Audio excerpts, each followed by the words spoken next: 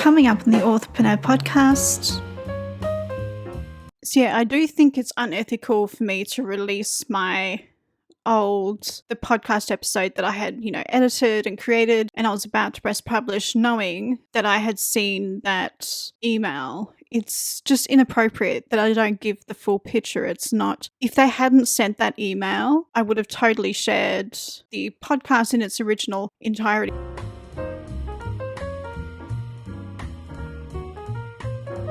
Welcome to the Authorpreneur podcast. I'm your host, mystery author Amelia D. Hay. On this podcast, I will bring you writing, book marketing, and self-publishing advice so that you can create your dream author business, build your author platform, and be creatively independent. You can find the episode show notes and lots more information on the podcast page at authorpreneurpodcast.com/podcast. Hello writers, my name is Amelia D. Hay and I am the host of the Authorpreneur podcast. And welcome to another behind the scenes author diary. In this episode, I want to discuss what I've been doing in the month of February. I also share my frustrations about a tech fail and newfound thoughts on this product and delve into why I've changed my mind. It's important to discuss both the positives and negatives about products that I use and recommend because I've discovered something and it needs to be addressed, or I feel like I need to talk about it. So perhaps this is in part a bit of therapy for me, and I'm coming off a super frustrated week where I feel like I've wasted my time. In the spirit of fairness, I'm all up for wasting my money in terms of experimenting and trying new things, then letting you know about it, because that's the point of me doing this, right? I waste my money on trying things so you don't have to, but I digress. I also discuss a few things I did for the podcast, writing related tasks, plus a marketing experiment that I did this month. Yeah, I can definitely call that marketing. It's just not, because marketing isn't always about, pay-per-click ads. So without further ado, let's get into the episode. Just to let you know, this episode was recorded on Sunday, the 5th of March. So this show is primarily me looking back at February. And I'm going to be honest, this is the second time I've had to record and edit this episode because in the introduction, I talked about a tech fail, and just as I just finished editing and I'd written the blog post, I was about to edit the blog post, and I was about to press live, I noticed I got an email in my inbox from the creator of this product. And it wasn't just an email that was sent through like a mailing system, like it was a personal email of them reaching out to me about this product. So I sort of sat there and thought, should I just release the episode that I've created, then create an update episode and say, oh, they've gotten back to me now and this is what they've said? Because it's almost, I don't know, it feels unfair, but at the same time, I've done a day and a half's worth of content and I'm not sure what the right thing to do is. So I do think it's unethical for me to release the podcast episode that I had, edited and created, and I was about to press publish knowing that I had seen that email. It's just inappropriate that I don't give the full picture. It's not, if they hadn't sent that email, I would have totally shared the podcast in its original entirety. I did think about going back and editing that episode that I'd created, but I just sort of think it's going to be much easier if I just start again. There are things I forgot to do as well, but I digress. So I do want to be as honest as I possibly can because that's important, that I paint a full picture and not a part of the picture and leave out things that are just inconvenient. Like, I'm not actually here to bag out to pan a product that doesn't necessarily deserve to be panned. I want to create an honest account of my experiences using it. So if you consider using it, then you're aware of these things.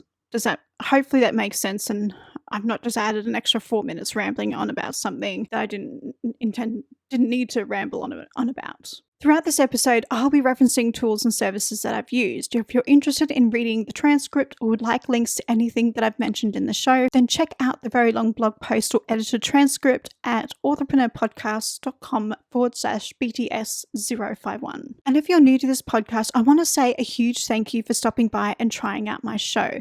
To those of you who've been faithfully listening, thank you for regularly listening in and supporting me. Your support means more to me than you know. Before I dive into the behind the scenes author diary content, I just want to take a few moments to thank Rita for buying me a few coffees. Every now and then people do buy me coffees. Some people don't actually leave information about who they are, so I kind of can't thank some people publicly because they want to remain anonymous and I need to respect that. Yeah, thank you for Rita for buying me a few coffees. And as well as, those other people who've chosen to be anonymous, it really means a lot to me that you take the time and reach out and send me a message and support the show like that. It actually does mean a lot to me. So thank you. So this month I think it's 45 hours and 42 minutes. So I'm just going to check. So this is my writing spreadsheet, by the way. It's a lot of information. I wrote 45 hours and 42 minutes. I know that's quite specific in terms of time I've spent writing. And I've actually spent almost 8 hours more in writing in February 2023 than I did in February 2022. And as you can see, I get no writing done from October onwards. So hopefully this year will change. I'm not expecting to get any writing done in December because I think for me, it's unrealistic. But anyway, I digress. Now that I've shown you my writing spreadsheet, I will sort of explain how it is that I come to these numbers. So I obviously like to record the date, the project, what I've actually done, the words I've added to the manuscript, and the words that are either added or removed in terms of editing. Then the new word count. I've tracked the writing day, this was clearly writing day 18, because I was doing this to measure whether I'm actually spending more time writing as I've progressed through my writing journey or whether it's less. So I'm sort of just trying to see whether it takes me actually a short amount of time to write as I write more books. I want to see basically whether I'm improving or getting worse. Hopefully it's, improving. You want to improve. And then the start and finish time. So I tend to log, in this case, I wanted to read the manuscript. And as I sort of read the previous day's work, I read my manuscript before I start writing it. It's more to immerse myself in the story. I will correct things as I go if they need to be corrected. So I obviously contributed 3 words, and that took me 10 minutes. And I think that was just a scene. I was preparing it for reading. Then I listened to the manuscript in its entirety because I wanted to make sure that the story because I wrote The Locked Room Into the Dark following Dean Wesley Smith's method. I wanted to double check that I had continuity throughout the book, which is why it took me 2 hours to read it and make notes. But anyway, that is my crazy writing spreadsheet. It's a lot of detail and you don't necessarily have to go into that kind of detail. It's just something it's just a part of my personality. When I say I've done 4 hours of writing, I want to know what those 4 hours what made up those 4 hours. And it wasn't just me staring at the ceiling, thinking about something and calling it writing. I wanted it to be actual writing minutes and hours. So obviously this month I finished, it's probably obvious by now, but I finished writing The Locked Room Into the Dark. And after I did that, I don't want to go into too much detail about how I felt about the experience and all of that. And because I've got another episode lined up after this one where I go into a lot of detail about how I wrote The Locked Room Into the Dark and all the feelings I was having because of that and what the experience was like. And I do compare it to another book that I wrote,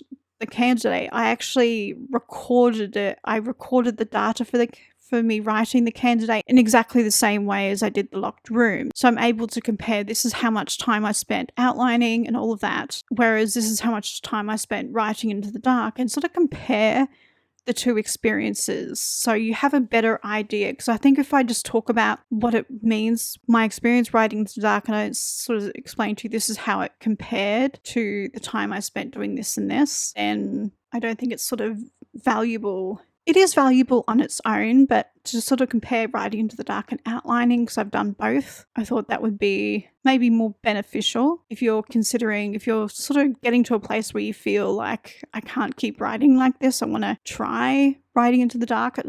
Hopefully that episode coming up will help you with that. So after this, I spent a bit of time preparing my manuscript to submit to my alpha reader and beta reader. And this time that I spent doing this, it's a part of that 45 hours and 42 minutes I spent in February. So I sent it off to my beta reader. After that, I got it back and I made a few minor changes to the story because I agreed with a few of the things that he said. I sort of read that and thought, that's an excellent point, I'll change that. So after that, I sent it off to my editor, but it's actually sitting in a queue and I need to wait. I think I don't start working with my editor until the 24th of July. So now I'm in this weird sort of limbo place where I don't know what to write next. I could write the second Rookie Reporter novel, the third James Lond novel, and I'm tempted to try writing a cozy mystery for several reasons. I love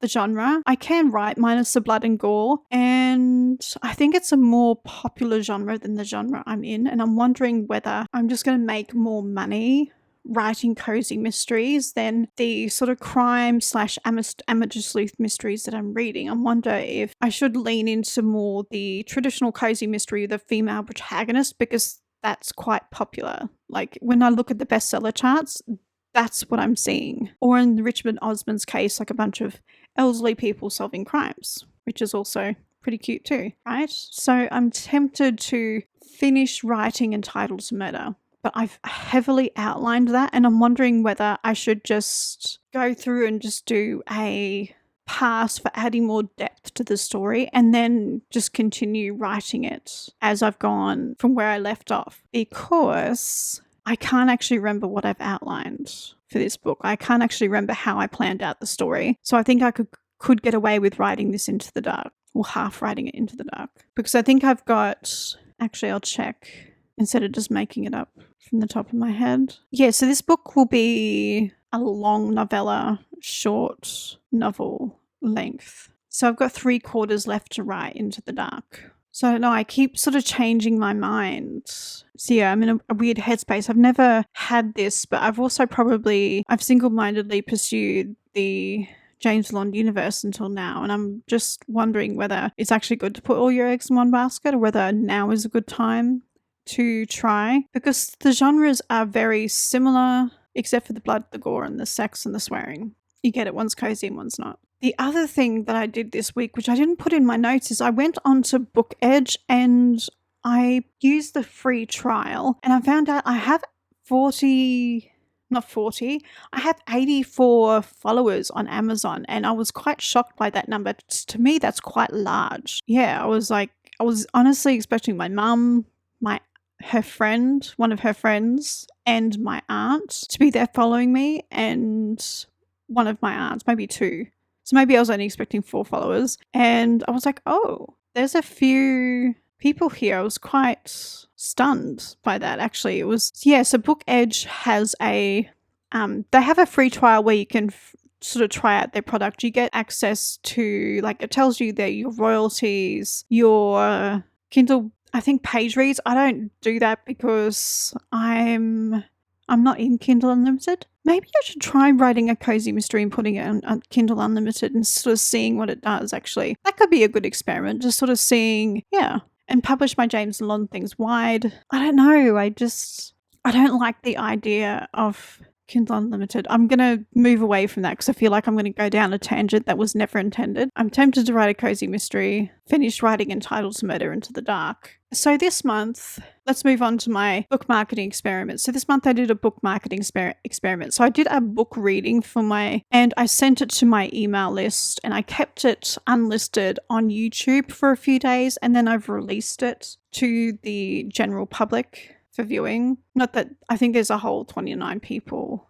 that is subscribed to my channel. I think I'm going to release the book reading on the Mystery Novel Nerd podcast now that I've remembered that. So I did a book reading, and I'm not going to lie, some people make book readings just great. Like it looks like they've just opened their book, turned on the camera, and they've started reading, and they're such great readers. That's how it looks to me. But the filming process of it was, so I opened my book, so I set up all my equipment, opened my book, and I didn't do that actually. I set up my equipment, I filmed the introduction. I thought I'll just film it all in one go and I'll just take huge breaks and it'll be fine. And so that first rehearsal I suddenly realized it's actually really that I particularly find it difficult to read my own stuff. Like I have annotations. I think this is the version I read. I'm soon going to find out. I found it. Actually, here it is. So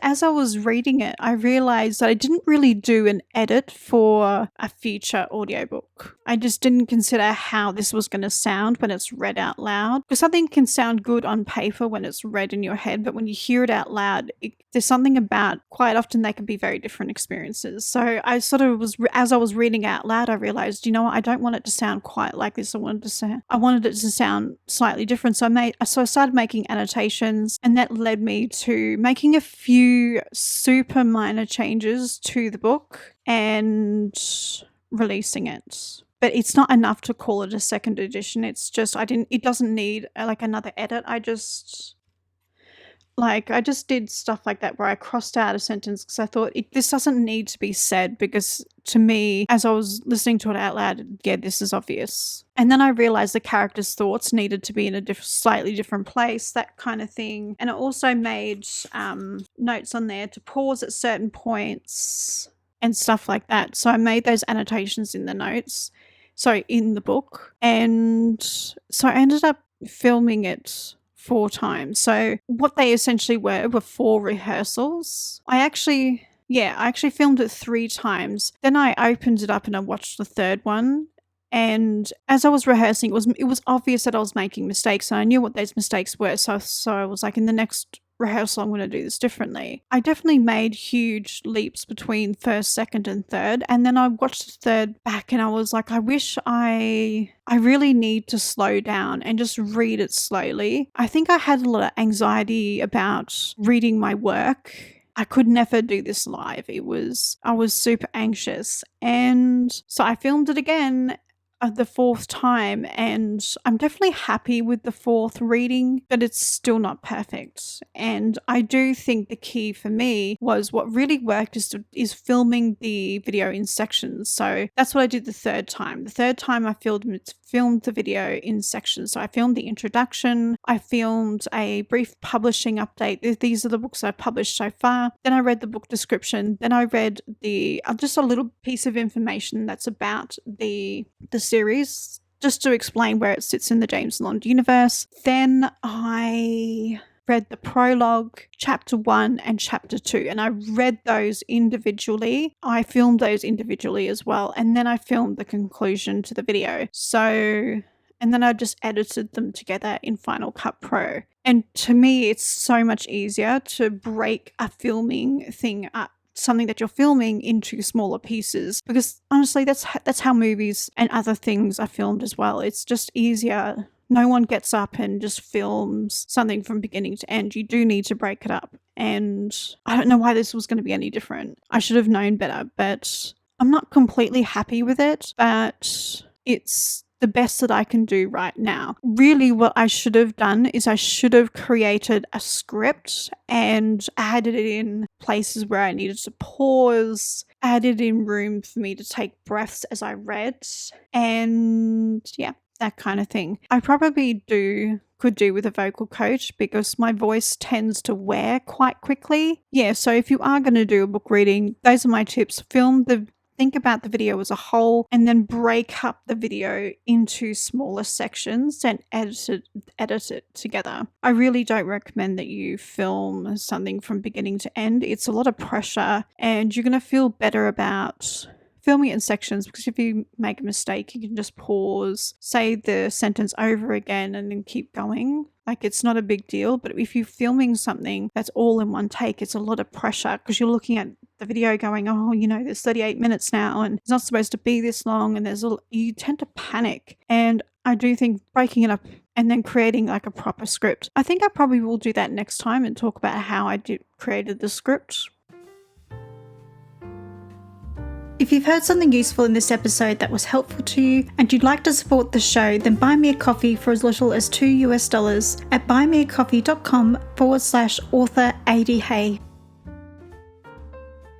So now I'm going to talk about a few delightful tech issues that I experienced this week. Some of them are self-inflicted, some of them aren't. But just to let you know, well, you probably noticed this already, because at the start of the video and if you're watching the video, the start of the video and the introduction contain a new logo. Does my podcast intro have the new logo? I can't remember. Probably not, actually. So I created a new logo. Ignore the text, but I created this. So this logo here, so just ignore that. So I was hoping this would only take 2 hours, this thing. So for a while, I've thought I want to have a new logo, but I want it to be like to look like a podcast mic with either books in the middle or made up of books. And I did try having like just a big pile of books in here, and I thought it doesn't quite look like a microphone. Actually, you know what? I could have done that actually. Never mind. Maybe I will do that again at some point. But to have like it didn't look quite right, but I think this looks like significantly better. So this little logo is basically, it's about 1, 2, 3, 4. It's 6 different elements together. So there's 2 half circles separated at the top, and then there's the books icon. And I just sort of found this sort of little vector image of books on a stock image site, and I like it. It's super cute actually. And there's like this sort of curved line that sort of creates the part where the microphone is suspended in, podcast microphone is suspended in, and then I've just created 2 lines with rounded edges as the foot of the microphone. And it took me about 2 hours to create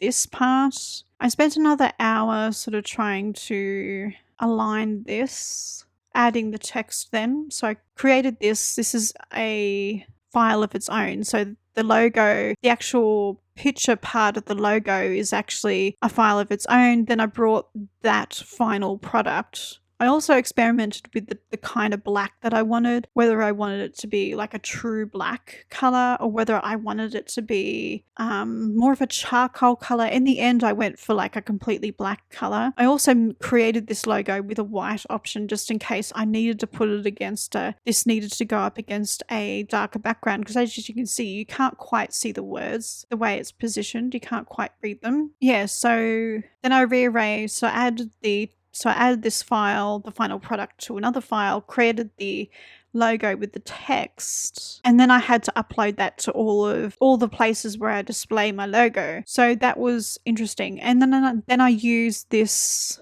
like the actual podcast books microphone, as a favicon on my website. So when you go to my website, you can see that little podcast microphone there. And I've deliberately put that there as a part of, there's a place in my theme where I can do that. And I think if you have a different theme, I think you can still do that in WordPress without using the theme that I have, but it's a little complicated, and I was doing that before. I think WordPress actually gives you space to do that now. They never used to. It was something you had to code into your website, and I think it's easier now. I think there is a space in WordPress where you can just upload the favicon, and I think it needs to be like 512 pixels by 512 pixels. Obviously PNG, because it's a virtual file, and a PNG has the best resolution for digital things. Whereas if you're printing it, you would use a JPEG, just so you know the difference. And with CMYK color palette, obviously. But you don't need to know that nerdy graphic design stuff. So I created that, and I thought, yeah, this will only take 2 hours. And then, famous last words, right? So because I don't know, I just sometimes I have really stupid moments. Like I'm just so stupid. It's just, there aren't words to describe my stupidity, but I was very stupid. And I realized I was about to record the podcast and I realized, oh, the intro and the outro still have my old logo. And I realized, oh, I need to edit them again. So I opened up Final Cut Pro. I think I have 10 Final Cut Pro X. Yeah. And I realized so what they have is in Final Cut Pro, they have a library. And then in the library, you have an event. And then in the event, you have a project file. So in my Final Cut library for behind the scenes, I think I'm just going to open Final Cut and show you actually. It's just going to be so much easier. I'm obviously going to describe it for those of you who are listening on the podcast. So in Final Cut, so this is Final Cut Pro. This is the old version of this episode we're looking at right now. And this is going to be the title of it actually.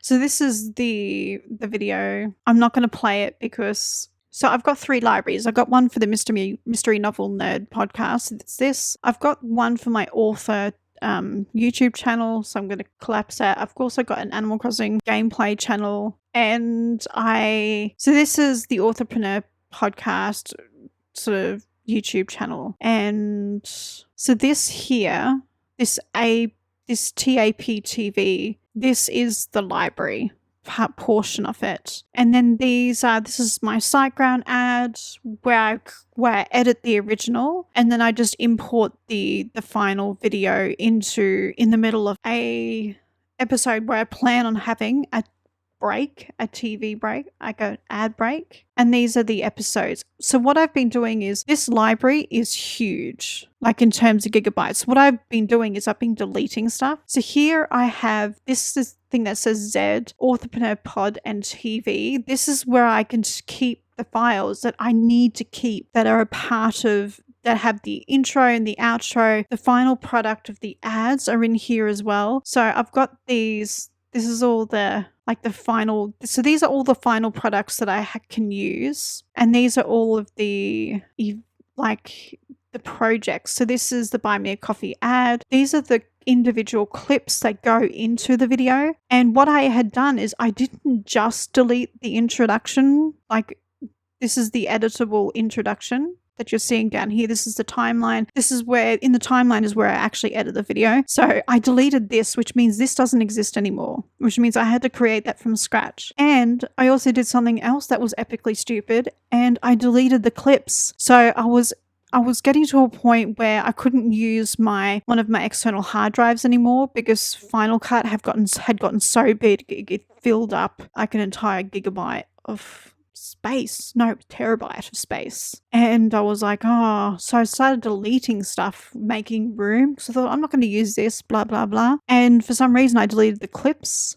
So then in order to create this intro, to recreate the intro, I had to go through and find clips. And you know what? It wasn't all that bad because I was getting to a stage where I've been using the same introduction for a while and I needed to import new clips into it and make it fresh. So it needed to be done. It's just, I didn't particularly want to do it at that point in time. But yeah, it was something that needed to be done. So I had to create the intro. The outro I kept for some reason, and I think that was because it was new. I had created it after I started deleting stuff. But yeah, so I realized that I had done that and I was like, oh my God. So that added, so between the creating the new icon portion of my logo, that was 2 hours because I experimented with colors and created different versions and sizing, and then I had to add in the text, upload it to the site. So that ended up taking about 4 hours. And so I was like, so that was 4 hours gone. And then I spent another 4 hours, sort of 2 to 4 hours editing the video. And it was finding the clips. It was me trying to find the Final Cut Pro project, and I couldn't find out and then I realized I deleted it, so I wasted time doing that. And then I had to go through all of because I'm not keeping a backlog of all the episodes. Eventually this episode is going to sit in that Final Cut Pro library, and I'm going to eventually delete it to create space for a new episode. And so I had to go back into like the raw files of the individual episodes, which are in a hard drive and sort of pull out the clips. So that's why it took so long, because normally, it's only a 30-second trailer because my introduction to the podcast is only 30 seconds, the audio intro. So it doesn't have to take that long. In theory, that doesn't take long to edit, 30 seconds. So it's about an hour per minute, roughly. If I'm really pedantic about the kind of editing that I do, it can take upwards to about an hour if I include the time to create slides and stuff like that. So, which is why sometimes you'll see a video from me and it won't have the subtitle slides in there. They'll be very spare. That's why, because I was in a hurry to edit, and that sort of takes time. Yeah, so that took a long time. So it took 4 hours because I spent a lot of time searching for stuff in order to edit it. But in the actual editing, probably would have only taken an hour tops, because I will then play it back, make sure that the dialogue and some of the clips are in the right place, because I do want certain things in a certain part of the introduction, because I wanted to say welcome to, as I'm saying welcome to. I want you to see that slide. So I need to make sure that everything's in the right place, even after I add in the transitions, because sometimes, because I've sped up the clips and I think the jump cuts don't look good. So I add in the transitions just to make the viewing experience more smooth.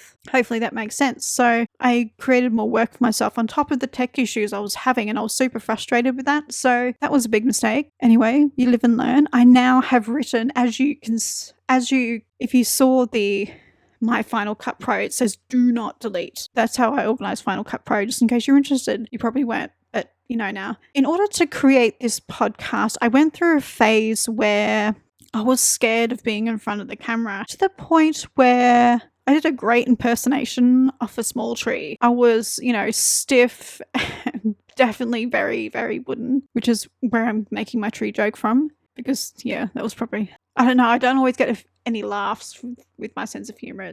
Sometimes I think it's slightly off kilter. Yeah, so over time I've become more comfortable. I'm still not like overly flamboyant, but I'm not like that. I'm naturally chill in real life. So I feel like I've gotten to a stage where I am myself in a way. I don't particularly perform for the camera. I feel more comfortable than I used to. So I use Repurpose less. And what Repurpose is it's a product that helps you create a video out of an audio episode. And what it does is it takes when you go into repurpose.io and you open your account, what you do is you connect your RSS feed to your podcast, to their product. So you create a workflow, and that workflow you connect your RSS feed to somewhere where you want the video to go. So you can publish them anywhere from like YouTube, Facebook. I have a funny feeling you can publish to TikTok. I'm not 100% sure because I'm not on TikTok. I have an account, but I'm not on TikTok. You can also publish it to places like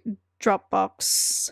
We can save it to places like Dropbox or Google Drive. And that's what I was doing. I created a workflow from my RSS feed to Google Drive. So what they do is before you can make use of the workflow, you have to go in and set it up, and you can create a template. They give you a template and you can create your own template. Maybe I'll open the template in Photoshop and I'll show you and talk you through it. Not how to make it, but I'll show you the one for the Mystery Novel Nerd podcast. So this part here that I'm turning on and off this is the template that you can download a template from Repurpose, or you can use one of theirs. And so this is a template I've created. This is, an image I've created from the template. So I've imported my own picture, which is, I hate looking at my pictures of myself. It's just weird. Then I added this text in there. This stuff was added by me, and I'd gotten these things directly from Apple and Stitcher. And this is where the podcast artwork goes. So I upload this PNG file into their product and say, this is the template I want to use. So what they do is they add the podcast episode title here as a text next to this play button, and in this section underneath this gray shaded area is where a wave file will go, and it's just an animated wave. And as the audio progresses, so it's a still image, as the audio progresses it creates a wave. The wave moves and it highlights so the viewer knows how much the episode is left. So it shows you the progression So with their old queuing system, it used to take, I think, maybe an hour to create one of these videos if the episode was new. And this is the problem I was having, actually. So I'm just waiting for Photoshop to close. So this is the problem I was having. So the way the queuing system worked was, which I didn't realize at the time, was when I clicked, so once I had all that set up, it would bring up all the episodes in that podcast, and it would say there was a button to hit and it said repurpose, as in create the repurposed video. So it would create a video from that entire episode. And I think it was the 28th of February, I went in and I tried to create a new version of an old video, an older episode. So the episode was from 2001. And what I didn't realize at the time was their queuing system worked. So it favored. So I'm half British. So when I think of a queue, I think the first person in line gets served first. But the way this queue worked was when you hit that repurpose button, your task, the task of creating the video from these elements, was put in a queue according to the age of the audio file. So if you wanted a video from 2021, that video would be shoved down the back of the queue in favor of somebody who wanted a video created from a episode that was created yesterday. Their video was given more preference over yours, no matter if they pressed the button 2 hours after you requested your video. It didn't matter. How long you were waiting was irrelevant. It was all about new content. And I sort of think in the podcast space, if you're in the podcast space and you're taking the time to create podcast episodes, you should create evergreen episodes, because it takes me a good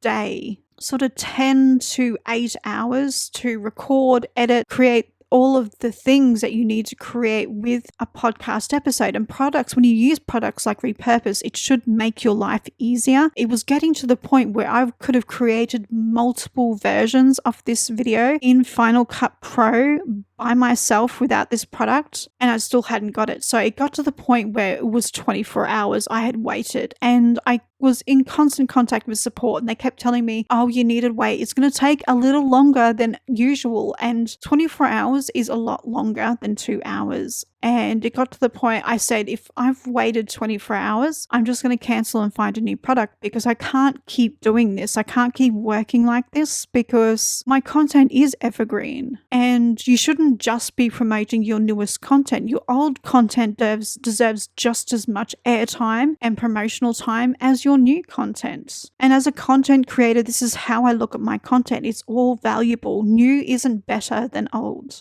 It's just new. And I complained. They did tell me to create another workflow, and I was like, what's the point of that? And I did that, and I still didn't have it. And it turns out that I eventually got those videos, that 8-minute video, but it took over 72 hours to create it from the time I pressed that button. So it was 3 days. So I didn't see those videos so I pressed the button midday on Tuesday the 28th, and I didn't get the video until Friday the 3rd of March around 11 a.m.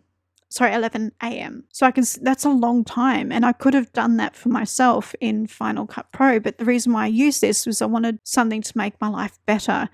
And so I ended up leaving and complaining and just I realized I was using another product at the same time to create sound bites to advertise. I realized I could create this long form content with them as well. So I increased my plan with Wave, and I started creating the video using the repurposed template in Wave and just creating something similar. It wasn't exactly the same, but it was good. It was great. It was just as good. So I ended up canceling my Repurpose subscription, and I've been with them for a long time. I have a funny feeling I started the podcast at the end of 2017. I think it was either 2018 or 2019 I've started using Repurpose. So I started using it for a long time. And when I cancelled, I complained about the queuing system, because it's not cool that they were ordering their queuing system according to the age of the audio file and not the time that your video was placed in a queue. So obviously someone who's waiting longer should be served first. Like, it's just how my very British brain works. It's just, you're in line first, you get served first. It's not in favor of someone who has something newer. Like, that's just silly. And so I tore them a new one when I cancelled, because they gave me space to do that. So I cancelled my subscription on the Wednesday the 1st, towards the end of the day on Wednesday the 1st. I didn't let myself create that podcast episode until halfway through, until a full 24 hours later, so on the 2nd. So I started filming and editing the podcast on the 2nd and Friday. So at close of business on Friday, I received an email. What time is it actually? So on Friday the 3rd of March, as I had at 5 to 9 in the evening, I received an email from I have a funny feeling he's the creator of Repurpose. I will double check. Yeah, he's the CEO and the founder of Repurpose. I was going to show it on the screen, but I think for the sake of confidentiality, I probably won't. Actually, I think I can create a screenshot and just bring it. I can bring it into Ecamm Live and read it with you, because I don't want you to think I'm just making this crap up either. This is the email that I received from them. So, hi Amelia, I wanted to personally reach out and thank you for your much needed feedback. We hear you loud and clear and totally understand your frustration about the delayed queue times. Once I saw your message, I personally met with our top developer and executed a fix to address the long queue times. I am happy to say we just supercharged our server capacity and optimized our queuing system today. I wanted to let you know that your cancellation message was the spark to get this done ASAP. If you ever want to try Repurpose, if you ever wanted to give Repurpose another try at any point, you can reach out to me and personally, and I would be more than happy to help. Thank you again for your incredible feedback, and I sincerely apologize for your frustration. Have a fantastic week. And part of the reason why I wanted to read that to you is he didn't just send an email off to me in the whatever email system they use to reach out to their customer base. He actually opened up his email and his business email account and sent me an email himself. Or maybe I think the days of people having secretaries or personal assistants who write emails for you are sort of done. So I do think he legitimately wrote that to me of his own volition. Like, he didn't have to reach out and say, hey, we've fixed it. But he did. And I'm glad I sort of did the full story. The only other thing that I don't like about this company is they have a Facebook group, and you're not allowed to talk about tech issues in the Facebook group. And I did reach out to that group to see if anyone else had the same issue, because I was wondering whether they actually found a solution for it or not. And I wasn't able to post, and that post wasn't shared at all. So I found it really frustrating that there's nowhere to go outside of support to sort of speak to other people and say, did you have this problem and how did you fix it? What did you do? There was no sharing of information outside of support, and I found that a little bit frustrating. But because I've cancelled the product and I haven't used this new server, I'm unable to tell you whether things are different. But I'm trusting that when he says that he feels like he's fixed the issue for the long wait times for older content, that he's done exactly that. I did see the announcement actually and noticed there was a lot of response in terms of customers responding positively with emojis underneath the announcement, because inside the product there's like a notifications and it says we've increased our server capacity, blah, blah, blah. So I went and sort of checked and I noticed that they had a lot of positive feedback. So maybe people were either excited about the message or had in fact experienced this change in the server wait time. Yeah, so hopefully that product works better. I'm unable to say whether I'm going to return to using the product in the future, because I had to find a quick fix on Wednesday the 1st of March so I could continue doing the tasks that I needed to do for that day. So I'm unable to say whether I'm going to return to Repurpose and try, but this is the experience I had. So if you're looking for a way to repurpose your audio files to your podcast, you could give Repurpose a try. and sort of see what their new servers are like, but don't just try it with new content. Try it with old content before you make a decision to buy the product after any free trials. Like, I think it's really important that you try with both new and old content, especially with these servers, because it just never occurred to me that a queuing system could be ordered any other way than how a traditional queuing system is ordered. But I'll get off my soapbox.